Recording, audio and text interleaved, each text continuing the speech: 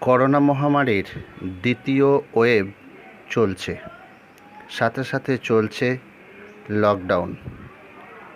এই লকডাউনকে সাথী করে মানুষের সাথে মানুষের পাশে দাঁড়ালেন কান্দির বিধায়ক অপূর্ব সরকার।